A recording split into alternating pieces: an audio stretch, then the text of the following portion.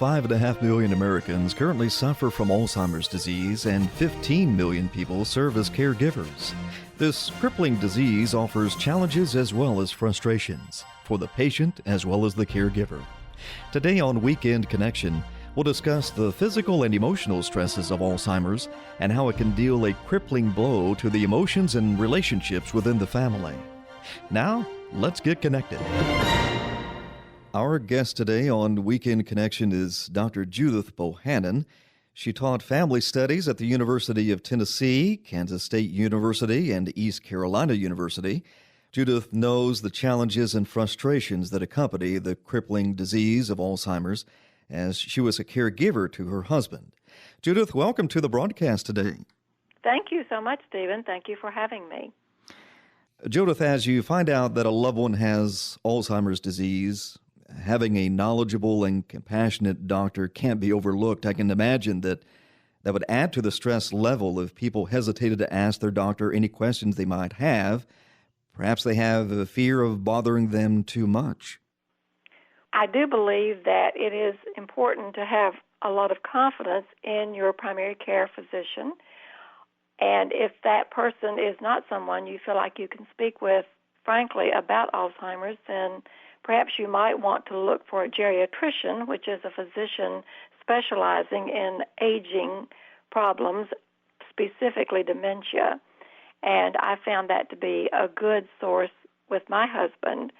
The physician was very caring and gave me a lot of good advice and good information. A neurologist will work with the patient initially, and some people stay with the neurologist and others move either back to their primary care physician or, as I say, find a physician who specializes in age-related illnesses. As we mentioned, Judith, you were the caregiver to your husband, and in your experience, did you find that there were specific times of the day when your husband was less confused or more cooperative? Were you able to develop a routine that made things go more smoothly? I think that probably the evening is a time when both the patient, the Alzheimer's patient, and the caregiver are tired. And so I don't think that period of time is the optimum time for either one. I think the middle of the day is always a good time. The other thing, though, with that is that you're going to have good days and bad days. So some days may be bad for the full 24 hours. And by bad, I'm referring to the person has fewer cognitive abilities, they may be fussier, they may be a lot more confused and ask more questions, and other days that may not be the case. Now, for those who don't know what sundowning is, why is it so unusual, and why does it have the potential to be scary? Well, sundowning is a phenomenon, I would call it, that occurs sometimes with people who are older, and particularly people who have dementia. And it is not a condition that I believe medical professions talk a lot to the potential caregiver about. In my book, Sleep Tight, I have an episode in there where Maggie, the protagonist, deals with her husband, and I wanted to use that as a learning tool for the reader, even though it's a book of fiction, because in this case, in sundowning, the person will probably become someone the caregiver doesn't even recognize. Even their appearance can change, but they're definitely in a different place. They have no cognitive ability. You cannot reason with them. They are very determined that they're probably going to get out of the bed, the house, whatever it is that seems to be in their own minds trapping them. And if they're in the hospital, they're often restrained. The hospital people that I dealt with this phenomenon were wonderful. And it's not anything that is painful at all, but the person has no ability to stay in the bed or to not do something that would harm themselves. And it seems to come at night, and that's the reason for the name sundowning, It comes as the sun goes down, and it is gone in the morning most all the time. And again, it's one of those things that you're not anticipating if you've never heard about it, or if your physician has not told you to expect that this could happen. Judith, you referenced your novel, Sleep Tight. What was the purpose behind writing this particular novel? Well, I wanted this to be a story about a strong woman who had strong Christian principles, but she was also vulnerable. I wanted her to have most of the answers, but not all of them. I wanted her to try to always live a Christ-centered life, and I think for most of us, or maybe I'm just speaking for myself, I want to do that, but I don't always find that so easy. So she has an Achilles heel, and the reader gets to see that. And she also, of course, is dealing with Carson, her husband, who does have Alzheimer's. He isn't the only person in the story, and he does die about halfway through the story. So then she has other issues she has to deal with. I think the book is, as I mentioned earlier about sundowning, I think it also is a teaching tool for people who are caregivers. I think they can see Maggie's emotions. They're sometimes pretty raw, and they can be sad, they can be happy when Carson recognizes her, and they have some interactive communication that is productive, and then other times they don't. So, which I think is very true to what the Alzheimer's patient and the caregiver are going to experience. Author Judith Bohannon is our guest today on Weekend Connection on the Bible Broadcasting Network. She knows the challenges and frustrations that accompany this crippling disease, Alzheimer's.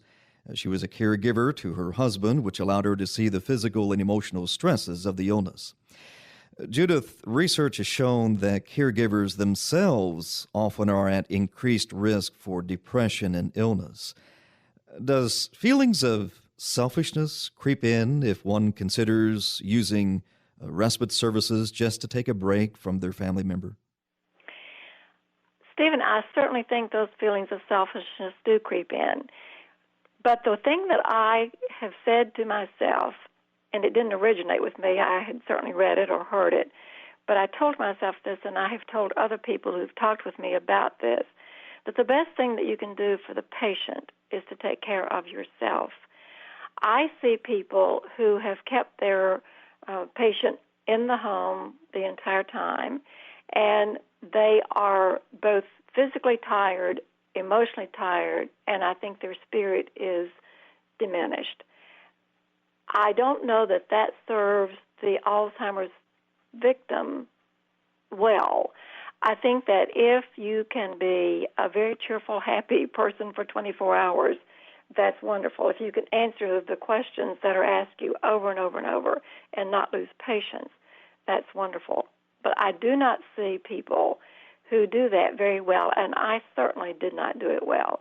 I recognized probably 2 or 3 years before my husband died that I was a better person for him to be around if I was not with him 24 hours. Because many times you're up in the night with the person, and sometimes it's all night, and it may be 2 or 3 nights in a row that you're up all night. And physically, a caregiver cannot stand that and not lose a lot of their own health. So I would encourage your listeners that if they are struggling with whether or not to find respite care in whatever form it may be for themselves, that they do that. I have friends who are now struggling with husbands who have Alzheimer's, and I have encouraged them to do this. At least get someone to come into your home several hours during the day to give you a break. For one thing, you'll need to go for your own doctor's appointments or any sort of appointment that you may need to attend to.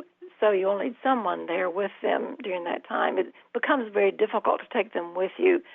You can't generally go to a doctor's appointment without taking them into the room with you, because I found with my husband, if I left him in the waiting room, that pretty soon he was talking to the nurses and the receptionists about, where's my wife, I want my wife. And So they had to find me, and that just became burdensome for the people who were there in the office, as well as a struggle for me. And Judith, in a related point, because you're so caught up in the moment in caring for an Alzheimer's patient, I guess it would be easy to not plan for the future, but the paperwork and phone calls have to be endless. Yes, they are. And I would also recommend to listeners that you get a power of attorney for both your spouse's health care power of attorney and also a financial power of attorney, so that you can deal with the health care issues and also with any financial issues. I think this is just critical, and you can't wait until the person is so far into dementia that a lawyer cannot sign to say that they were of sound mind. So that needs to be taken care of early on in the process when you suspect that they have Alzheimer's. I had both of those powers of attorney only because my husband's lawyer said to me, "You're going to need these." And I have thanked him over and over for that, because that was so true. It made my work so much easier.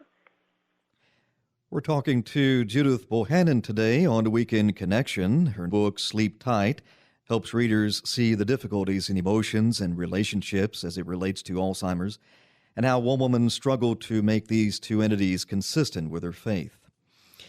Judith, trying to communicate with a person with Alzheimer's disease must be a challenge, and I'm sure requires some skill and a heavy dose of patience. Well, I often have said to people that I prayed for patience every morning and I prayed for forgiveness every night, because I was not as patient as I wanted to be during those 12 to 16 hours. I think it does take a lot of patience, which is another reason that perhaps the caregiver needs to look for some form of respite care. Sometimes it can just be family members who come in, or other times it's actually putting your loved one into a facility, which I did with my husband for the last 2 years. He became a total lift patient, so I did not feel that I could lift him and stay healthy myself. So that was a judgment call on my part. And also the doctors had recommended it at one point. So, everybody's situation is a little different. But the patience factor is certainly there. The person may ask you 25 times, "What day is it?" And you will answer that 25 times. And the 26th time, you just kind of lose it and say, "I've told you over and over it is, first day of May." That, I believe, is probably fairly typical with most people. Certainly, the Alzheimer's victim is going to ask questions over and over because they don't remember it. And they have no recollection that they've asked you that 25 times. For them, it's the first time they've asked it. So they don't know why you are impatient with them either.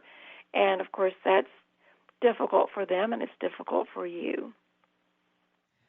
Judith, as we conclude the broadcast today, are there organizations that would offer more information about the disease and treatment options? Yes, I think today we have such good facilities for that.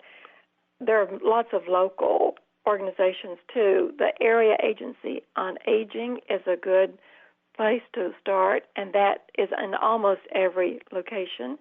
There are support groups. The medical profession can put you in touch with those. And certainly online, you can go to the Alzheimer's Association 24/7 helpline, and that helps the provider know more about memory loss and things to expect and not to expect. There are books and booklets out there that give great information. The U.S. Department of Veterans Affairs also will help caregivers and what they need to know about getting help. NIH, the National Institute of Health, has an Alzheimer's Disease Education Center, but online you can find all of those sources. So I think that would be very beneficial to anyone who is a caregiver to get online and look for those. We have been talking to Judith Bohannon today on Weekend Connection pertaining to the crippling disease of Alzheimer's. Judith, thank you for joining us on the broadcast today, and we look forward to your novel, Sleep Tight. Thank you so much, Stephen. I do appreciate your calling, and I appreciate this opportunity to share my experiences with Alzheimer's and sleep tight with you.